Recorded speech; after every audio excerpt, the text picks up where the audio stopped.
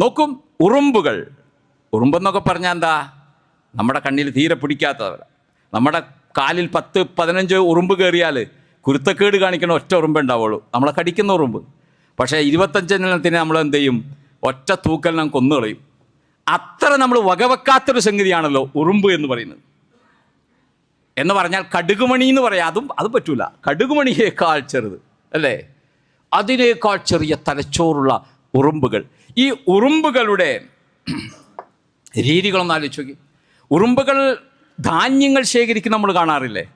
ഏത് ധാന്യം അത് ശേഖരിച്ചാലും രണ്ടായിട്ട് പകുത്തു വെക്കും. അത് ധാന്യം ശേഖരിച്ച കൂട്ടിക്കൊണ്ടു അങ്ങോട്ട് സൂക്ഷിക്കല്ല. ഏത് ധാന്യമാണോ കിട്ടിയത് അത് രണ്ടായി പകുത്തു വെക്കും. എന്താ കാര്യം? രണ്ടായിട്ട് പകുത്തിരി അവിടെ നിന്ന് മുളക്കും. അപ്പോൾ അവർക്ക് തിന്നാൻ പറ്റുമോ? ഇല്ല.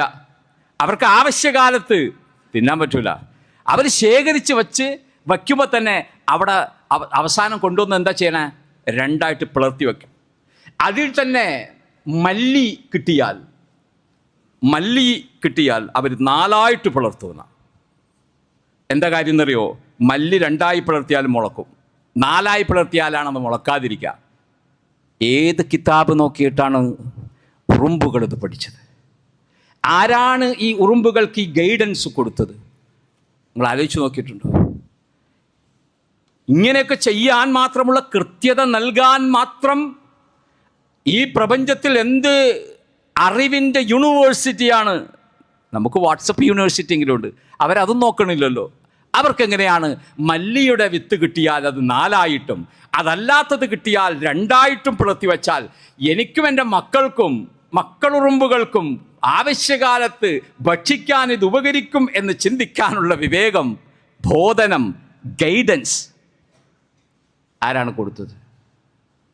അള്ളാഹു വേണ്ട എന്നും പടച്ചവൻ ആവശ്യമില്ല എന്നും പടച്ചവൻ്റെ ഗൈഡൻസ് ഞങ്ങൾക്ക് വേണ്ട എന്നും പറയുന്ന എൻ്റെ പ്രിയപ്പെട്ട ദുർബലനായ മനുഷ്യ, നീ ആലോചിക്കണം എന്താണ്.